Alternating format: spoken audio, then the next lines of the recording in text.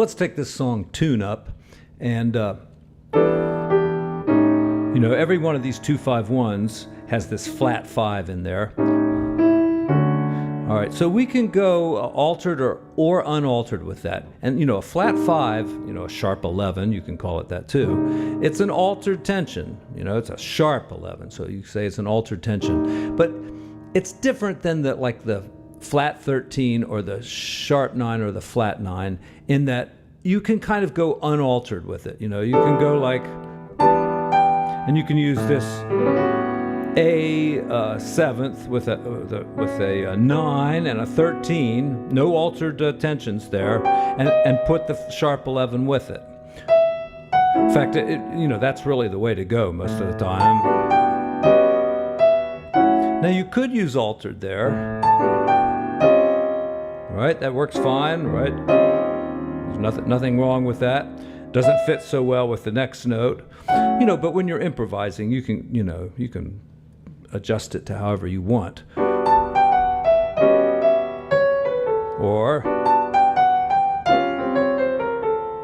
all right, and then into the next one.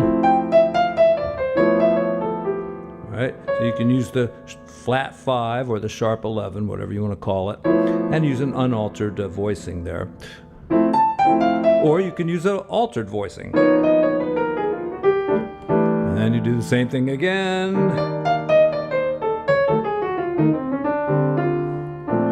And then we've got a nice turnaround here.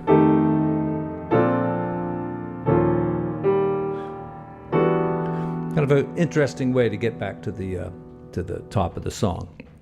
But what I'm going to talk about here is that when you're using these rootless voicings, you can just kind of visually use the notes to set up these, what I call 1-4-5s. Now, I'm not talking about 1-4-5 like a blues. I'm talking about when you go 1-4-5 like that and make a run out of it. So, look at the notes of the chord. You've got F sharp. You can do it on an F sharp. All right. Then, not this note, but you skip down here. So the top note, and not this note, but the next note down in the chord, you can also create it there. And wherever you have the fourth, you can go down a step and create it there. All right, so those are the 3 that'll work the best. The F sharp, because for the top note, the B for the middle note there, and then wherever the fourth is, a step down. All those will work, so let's try it out. All right, I'll start with the F sharp one. All right, very unaltered sound, but you're getting a lot of the good notes. You're getting the 13 and the 9 when you do that one. All right, now I'm going to do the one on the B. So I'm getting the 13 and the 9 again in this one. And now I'll do the one on the E. And that one is not quite as hip sounding because you've got the, what is that, of A. You've got the 5th and the root and the 9th. So it's a little spicy, but not quite as much. But let me show you something even cooler now. Suppose you use the altered voicing here, okay? And you could play these things as 3-note voicings too, but if you do it like this, you can actually see the notes you're going to use. You're going to use the top note, and the middle note again, right? The F. And you could use one on the C. And here's the 4th, so you could use one on B flat too. All right, and since it's an altered chord, I think all of these are going to sound pretty good. So, all right, let's see. Oh no, wrong one. I got to go to F. Yeah, see, that sounds great. All right, now, what's the other one I could use? You skip a note, and I can do one on C.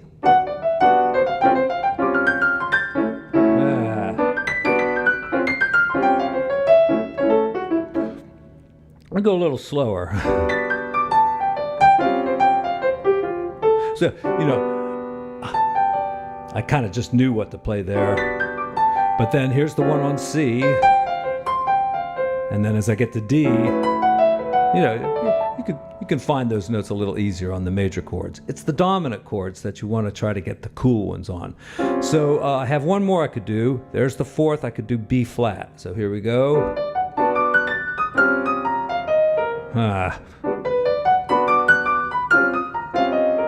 And I don't know, it's kind of a hard one to do because your thumb's on a black key.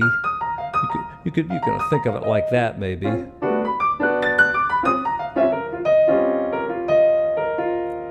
Just thought of a new way to do this. Look, take the top note and build a stack of fourths like that. That'll give you that other one. So maybe another way to think of this, you know, I come up with this shit right just on the spur of the moment sometimes. You know, you say you could use the top note and build the 1-4-5, but you could also do a 1-4 flat 7 like that, stack of fourths. And it gives you a pretty nice run, especially if you're doing that kind of thing anyway. And you know, I think McCoy Tyner did stuff like this, and probably had a few little systems like this to make it work out.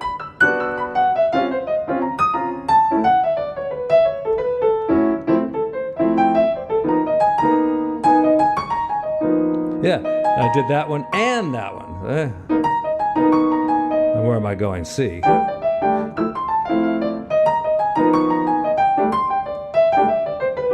And of course, sprinkling in as many pentatonic scales as possible too is another good way to go. You know, if you do the altered voicing, you're just thinking as a tritone. You're on E, just go E flat pentatonic. You know, E minor, E flat pentatonic, and then, you know, whatever pentatonic works with that. So E, and then E flat pentatonic. All right. And D flat, you know, on D. So just think down a half step, do a pentatonic. All right. And even if you were doing just real basic voicings. All right, C to F, but I'm thinking down to B, you know. I'm thinking B seventh, but I played an F, right? Tritone, right? F7, you might think F, but just think down a half step. Go down a half step from C.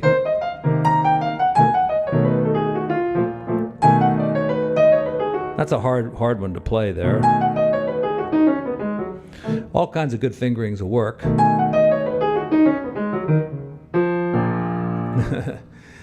Fingering. That's another video for another day, fingering. I think I was going to cover one other song, wasn't I? Nardis. Yeah, let me find that.